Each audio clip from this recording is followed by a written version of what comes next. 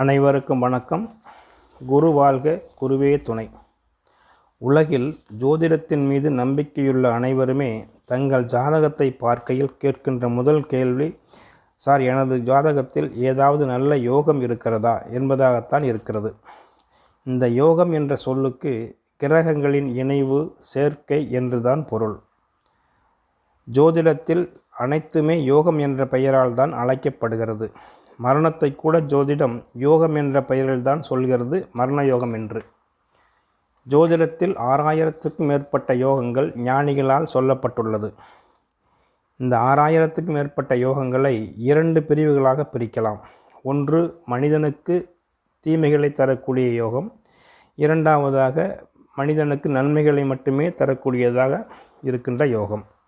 அந்த வகையில் ஜாதகருக்கு நன்மை தரக்கூடிய யோகங்களில் முதன்மையான யோகம் என்று சொல்லப்படுவது தர்ம கர்மாதிபதி யோகமாகும்.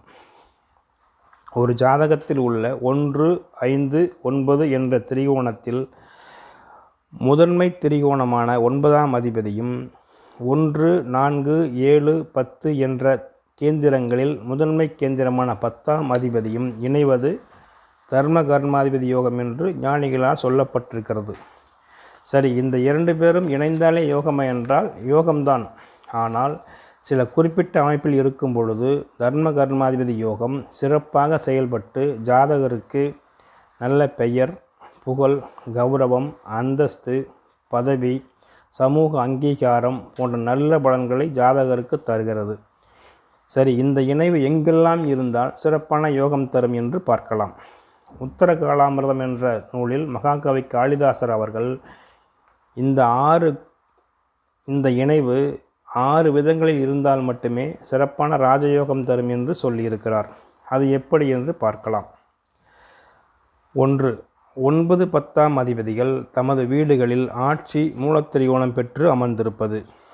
இரண்டாவதாக 9, 10ஆம் அதிபதிகள் இணைந்து 9, 10ஆம் இடத்திலேயே இருப்பது முதன்மையானது. மூன்றாவதாக 9, 10ஆம் அதிபதிகள் தங்களுக்குள் பரிவர்த்தனையாகி இருப்பது மிகச்சிறந்த யோகமாக சொல்லப்பட்டிருக்கிறது. நான்காவதாக 9, 10ஆம் அதிபதிகள் ஒருவரை ஒருவர் பார்த்து கொள்வதும் சிறப்பானது. ஐந்தாவது விதியாக 9, 10ஆம் அதிபதிகள் 1, 4, 5, 7 அதிபதிகளோடு இணைந்தும் அல்லது 1, 4, 5, 7 ஆகிய இடங்கள் இருப்பதும் சிறப்பான யோகம். ஆறாவதாக 9, 10ஆம் அதிபதிகள் தங்கள் நட்சத்திரங்களில் பரிவர்த்தனை பெற்றிருப்பதும் சிறப்பான யோகமாகும். மேற்சொன்ன 6 விதிகளின் கீழ் இந்த யோகம் அமைந்திருந்தால், லக்னாதிபதியும் பலம் பெற்றுவிட்டால் ஜாதகர் தன் வாழ்நாளில் நிச்சயமாக ஒரு உயர்ந்த நிலையை அடைவார் என்பதில் சந்தேகமே இல்லை. சரி, இந்த யோகம் 6, 8, 12 மறைந்தாலும் யோகம் தரும். ஆனால் அந்த யோகத்தை ஜாதகர் அனுபவிக்க முடியாது, அவரது குடும்பம் சிறப்பாக அனுபவிக்கும். 6, 8, 12 மறைந்த யோகம் சொந்த ஊரில் புகழ் தராது, இது வெளியூரில் சிறப்பான புகழை தருகிறது. மீண்டும் அடுத்த பதிவில் சந்திப்போம். நன்றி, வணக்கம்.